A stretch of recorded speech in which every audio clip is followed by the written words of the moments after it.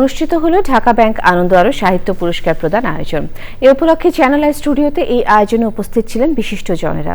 Television পর্দায় অনুষ্ঠানটি সরাসরি সম্প্রচার করেছে চ্যানেল আই। সুলতানা হিমুর রিপোর্ট।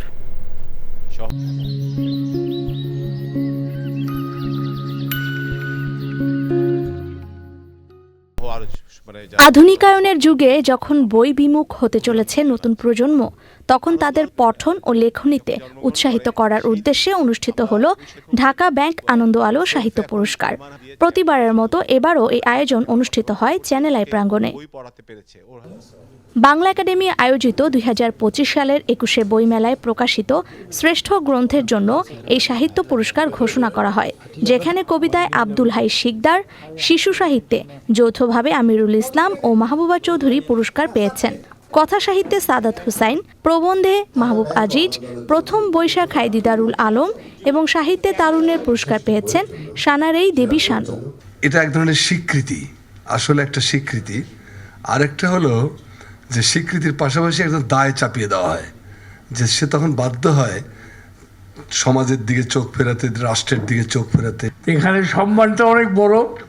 এই পুরস্কারটা আমরা একজনকে দিতে পারিনি, তার নাম ফরিদুর রহমান সাগর। আমি আমার বাবা মার কাছে কৃতজ্ঞ, ভাই বোনদের কাছে কৃতজ্ঞ যে তারা আমাকে তখন উৎসাহ দিয়েছিলেন। ঢাকা ব্যাংক আনন্দ আলো সাহিত্য পুরস্কার কর্তৃপক্ষ যারা আসলে আমাকে এই পুরস্কারের জন্য যোগ্য মনে করেছেন, ধন্যবাদ সবাইকে। কিন্তু সবসময় আমাদের দেশে লেখকদের জন্য এত বেশি ডিমোটিভেশন থাকে যে সেখানে প্রাতিষ্ঠানিক এক ধরনের স্বীকৃতি তাকে আরও মোটিভেট করে।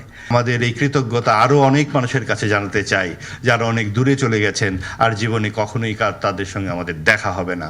দেশীয় সাহিত্যাঙ্গনে এই পুরস্কার গুরুত্বপূর্ণ ভূমিকা পালন করছে বললেন প্রকাশক ও কবি সাহিত্যিকরা। বই পড়ার কাজটা আমাদের নিজেদেরকেই করতে হবে, কাজটা কষ্টকর। বই পড়ার যে বিভিন্ন কর্মসূচি রয়েছে তার মধ্য দিয়ে আমরা লক্ষ্য করেছি খুব অল্প সংখ্যক মানুষ আসলে শেষ পর্যন্ত বই পড়েন। এই পুরস্কারটি যেন কখনো বন্ধ না হয়, এই পুরস্কারটি যেন চলমান থাকে।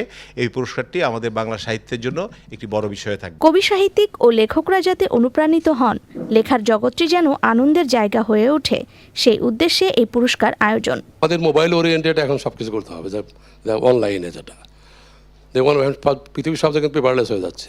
কাজে আমাদের সাহিত্যে যে বাংলা সাহিত্যে পেপারলেস হইতে হবে না, এটাও কিন্তু you can't rule out the possibility, তাই না? এটা করতে হবে আমার মনে হয়।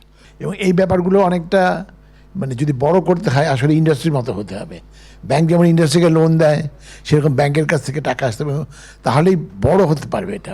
আমাদের বই শিল্পটা কিন্তু আসলে খুব ছোট একটা শিল্প রয়েছে, কিন্তু আপনি যে পদ্ধতির কথা বললেন বা যে বুদ্ধির কথা বললেন, আমরা ইতিমধ্যেই সেই জগতে প্রবেশ করেছি, কিন্তু সেটা যদি আরেকটু বড় করতে হয় তাহলে নানা রকম সাহায্য লাগবে, সবার সহযোগিতা লাগবে।